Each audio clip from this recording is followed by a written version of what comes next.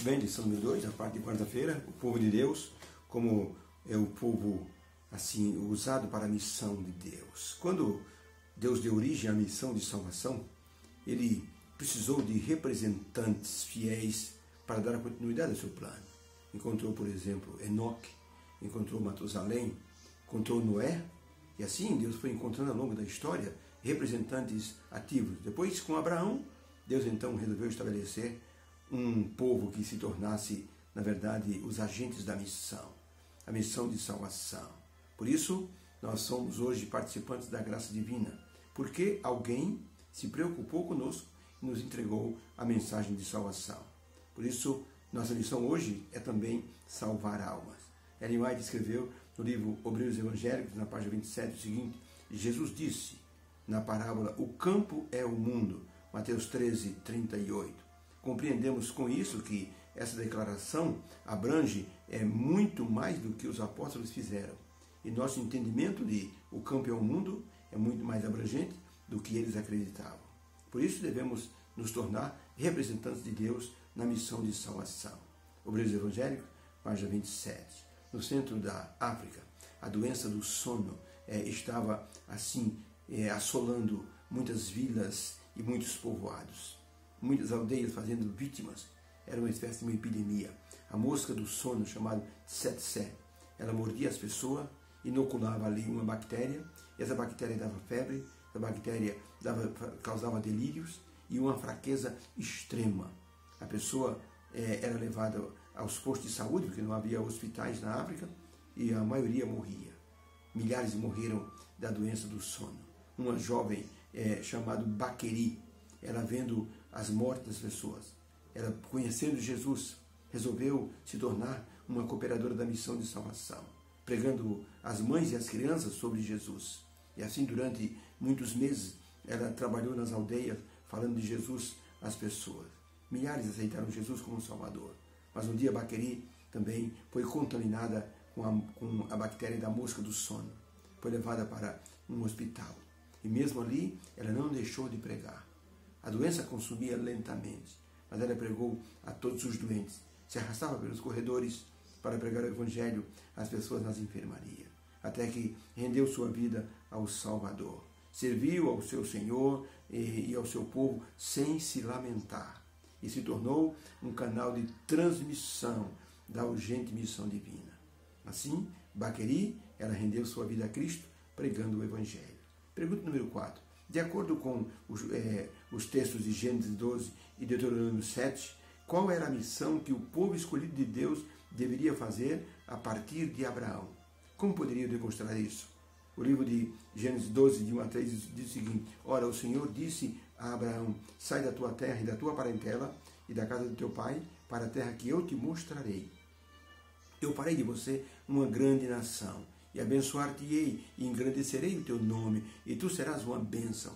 E abençoarei os que te abençoarem, e amaldiçoarei os que te amaldiçoarem, e em ti serão benditas todas as famílias da terra.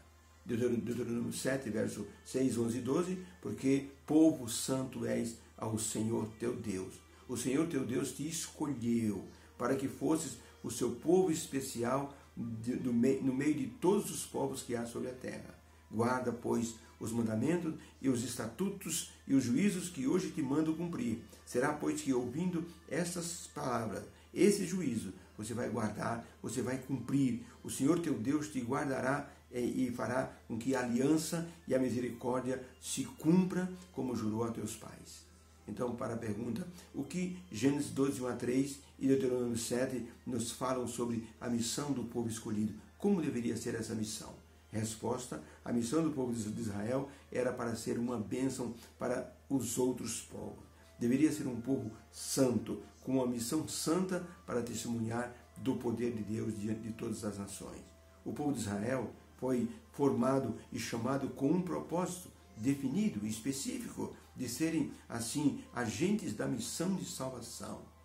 As nações em volta, pagãs e idólatras, deveriam ver em Israel assim, uma nação abençoadora, abençoada e abençoadora.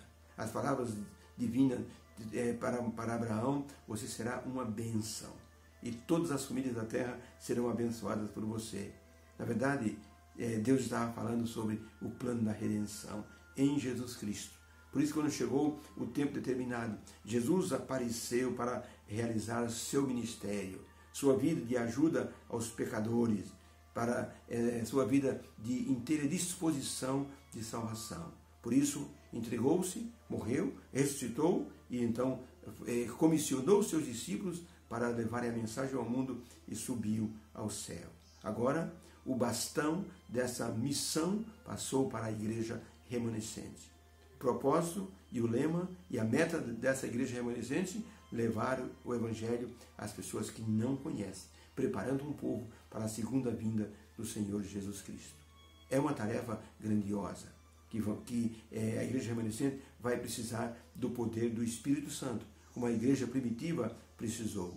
No livro Atos dos Apóstolos, na página 9, Ellen White escreveu: a igreja é o instrumento apontado por Deus para a salvação dos homens. Foi organizada para servir e sua missão é levar o evangelho ao mundo. Os membros da igreja, a quem ele chamou das trevas para a sua maravilhosa luz, aos membros da igreja compete manifestar sua glória. A igreja é a depositária das riquezas da graça de Cristo e da mais ampla demonstração do amor de Deus. Que missão tem a igreja, hein? A igreja de Deus é o instrumento apontado por Deus para a salvação dos homens. Então a igreja não é uma simples comunidade, é um instrumento de salvação. Certo comerciante conservava na parede do seu escritório 4 mapas. Ele dizia: quando eu me tornei vendedor de imóveis, eu tinha como meu plano e meu objetivo atender a minha região. Quando eu conheci o Evangelho, eu coloquei um segundo mapa no meu escritório, era o mapa do meu estado. Eu entendi que eu deveria pregar o Evangelho a todas as pessoas do meu estado. Conforme o tempo foi passando, eu entendi que eu devia muito mais do que isso. Coloquei um mapa do meu país, entendendo que eu tinha obrigação de estar pregando para as pessoas do meu país. Agora eu tenho um 4º mapa, é o mapa do mundo, porque eu me sinto guardador dos meus irmãos e eu sei que eu tenho que pregar o Evangelho. E aonde eu não posso ir, eu mando a minha oferta missionária. Dessa forma, o Evangelho está sendo pregado em todo o mundo. Deus nos quer como cooperadores seus. Deus nos quer como agentes da missão para levar o Evangelho eterno àqueles que não conhecem a salvação que há em Cristo Jesus.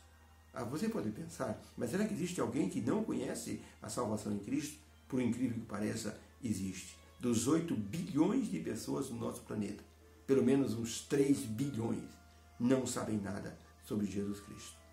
Essa é a tarefa da igreja como instrumento de salvação. Obrigado, meu Deus, porque o Senhor nos dá um desafio grandioso, participarmos como agentes da missão de salvação. Israel foi comissionado para essa missão, mas essa missão passou para a igreja remanescente.